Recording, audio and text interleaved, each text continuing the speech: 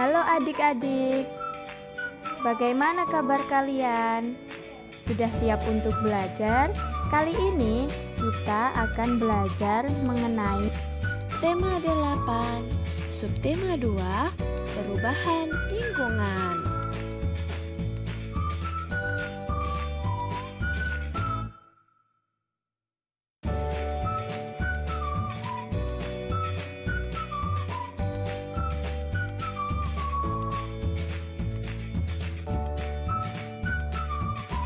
Nah, adik-adik, yang pertama kita akan belajar mengenai air permukaan dan air tanah.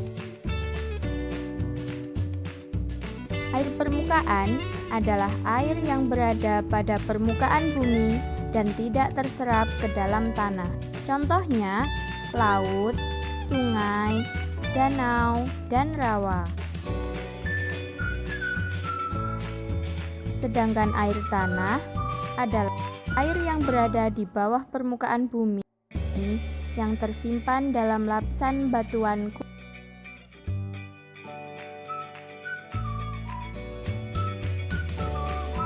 Lalu, apa saja faktor-faktor yang mempengaruhi ketersediaan air tanah?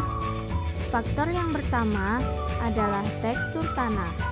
Tanah yang bertekstur kasar mempunyai daya menahan air yang lebih kecil daripada tanah yang bertekstur halus. Yang kedua yaitu curah hujan. Curah hujan yang tinggi membuat cadangan air tanah juga banyak. Yang ketiga adalah topografi. Pada topografi yang datar, air akan cepat terserap oleh tanah dan penyerapannya merata. Lalu yang keempat adalah material batuan. Lapisan tanah yang mengandung banyak batuan akan dapat menyimpan air lebih lama. Yang terakhir adalah vegetasi. Vegetasi dapat berupa pepohonan atau rumput-rumputan yang berada di atas permukaan tanah.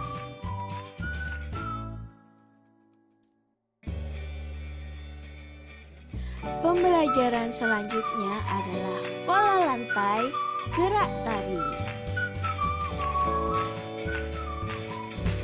Pola lantai adalah pola denah yang dilakukan oleh seorang penari dengan perpindahan, pergerakan, dan pergeseran posisi dalam sebuah ruang untuk pola lantai berupa garis lurus atau lengkung.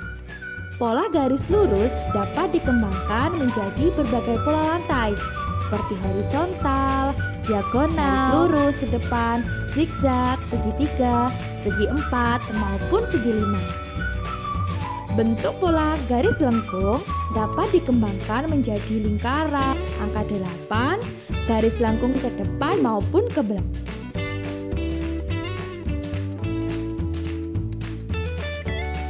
Nah, untuk lebih jelasnya, inilah contoh pola lantai yang dibuat oleh penari.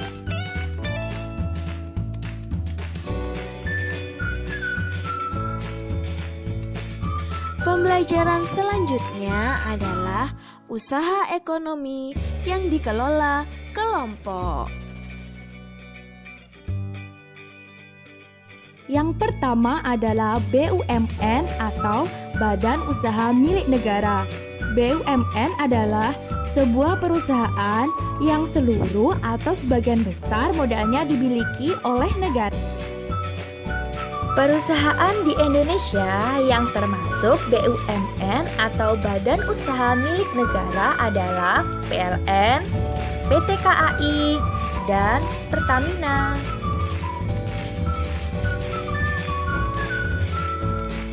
Usaha ekonomi yang dikelola kelompok yang kedua adalah BUMD atau Badan Usaha Milik Daerah.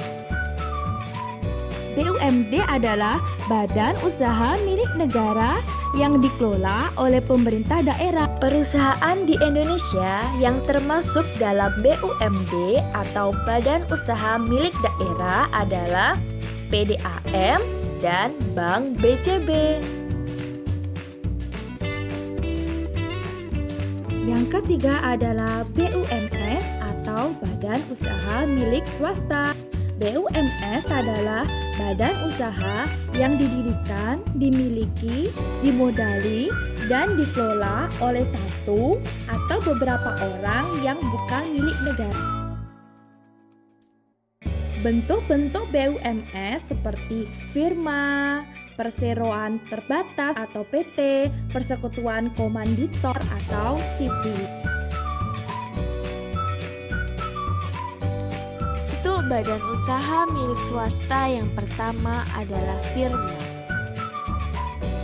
Firma adalah usaha yang didirikan dan dimiliki oleh beberapa orang dan semua anggota bertanggung jawab penuh atas usaha yang dijalankan. Pembagian keuntungannya didasarkan atas perbandingan modal yang ditanam. Perusahaan di Indonesia yang termasuk dalam firma adalah Nike dan Puma. Bentuk badan usaha milik swasta yang kedua adalah perseroan terbatas atau PT. Perseroan terbatas atau PT merupakan jenis usaha yang modalnya berasal dari penjualan saham. Perusahaan di Indonesia yang termasuk PT adalah PT Indofood dan PT Sinarmas. Bentuk usaha milik swasta yang ketiga adalah persekutuan komanditer atau CV.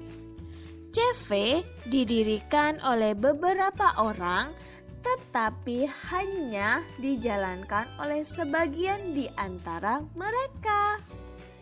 Perusahaan di Indonesia yang termasuk CV adalah CV Tunas Muda Mandiri dan CV Prima Agro Lancar. Usaha ekonomi yang dikelola kelompok yang terakhir adalah koperasi. Sesuai dengan Undang-Undang 1945 Pasal 33 Ayat 1, koperasi merupakan bentuk perekonomian yang disusun atas usaha bersama berdasarkan asas kemanusiaan atau kekeluargaan. Tujuan dibentuknya koperasi adalah untuk mensejahterakan anggotanya. Adapun bentuk-bentuk koperasi adalah koperasi produksi, koperasi konsumsi, koperasi jasa, koperasi simpan pinjam, dan koperasi serba usaha. Demikian materi pembelajaran tema 8 subtema 2. Untuk materi pembelajaran subtema 3, tunggu video selanjutnya ya. Selamat belajar adik-adik.